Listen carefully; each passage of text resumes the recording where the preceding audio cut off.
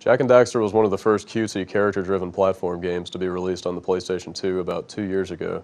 So now we've got the game's sequel on our hands in Jak II. But if you spend just a few minutes with the game, you'll find out that it's quite a different experience than the original.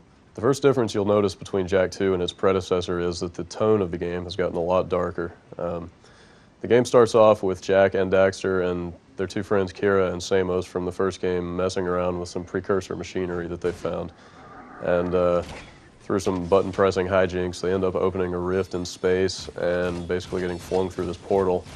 And when they land, Jak and Daxter have been separated from their friends, and they find themselves in this sort of grimy dystopian city, and Jak is immediately bludgeoned by these armored guards and thrown into jail. So Jak is imprisoned for 2 years by Baron Praxis, who is the ruler of this city, Haven City, that they found themselves in. And while he's in prison, the Baron experiments on him with Dark Eco, which is the strange energy source from the first game.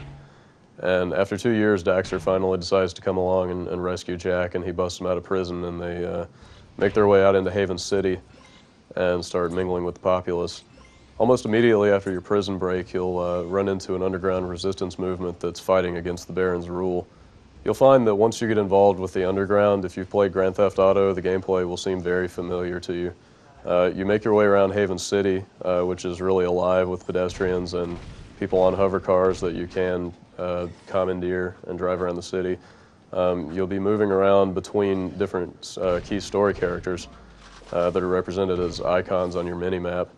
And you'll basically go and talk to each character and have a cutscene that'll move the plot along, and they'll give you a new objective, and you'll have to go and complete this mission. So you're basically going back and forth through the city, just carrying these missions out to move the story. The actual missions themselves are where fans of the original Jak and Daxter will feel most at home because they're pretty much set up like typical platforming levels. They take place in unique levels that are mostly located outside of Haven City, and the content of the missions in Jak II is what will feel most familiar to fans of the original Jak and Daxter because it's pretty much set up like your standard 3D platformer. The missions mostly take place in unique levels that are set outside of Haven City, and they have you running and jumping and generally exploring the area while you try to complete your objective. The mission objectives themselves are pretty varied. Sometimes you'll be escorting AI characters that are sympathetic to your cause, and sometimes they'll actually fight alongside you. Sometimes you'll just be going through a level to retrieve an artifact or flip a switch, something like that. Sometimes you have to deliver something in Haven City in a set time limit. There's just a wide variety of things to do, which definitely keeps things interesting. Jak II's platforming fundamentals are pretty much old hat for anybody that's familiar with the genre. Jak still has the same moves that he had in the first game. He can spin around, he can do the butt stomp, the double jump, that kind of thing. This time he also has a few guns at his disposal. You've got things like a shotgun, a rifle, a machine gun. And it seems kind of strange to add guns to a game that relies on typical platforming melee attacks, but they actually work really well together. You can switch between your guns quickly enough that you can actually combine the gun attacks with your melee attacks to create some pretty cool combos. So even just fighting the standard enemies can be pretty entertaining as you find new ways to kill stuff. Jak has a couple more snazzy moves that have been added to his arsenal. He can turn into Dark Jak now, which is a form that was enabled by all the experiments that were conducted on him while he was imprisoned.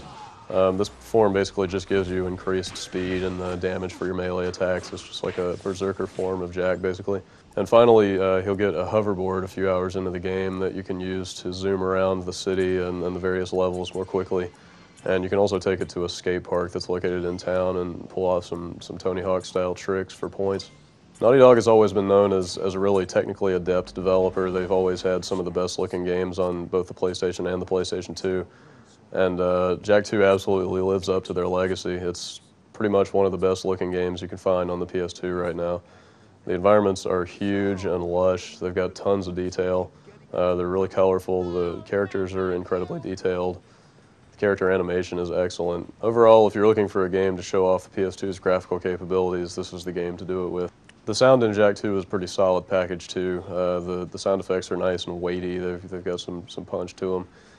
The voice acting is all excellent. It's pretty much all professional quality. And the music is good too. It's not especially memorable, but it definitely won't get on your nerves while you're playing. Jak II has a lot of separate parts, and they all come together to make a really solid game. From the sound of things, you might think it's a little derivative of Grand Theft Auto, and in a way it is, but nobody condemned the first Jak and Daxter for being a clone of Super Mario 64, so that shouldn't stop you from checking this game out either. If you're a fan of the original Jak and Daxter or of Grand Theft Auto, or especially if you're a fan of both, then you'll find a lot to like in Jak 2.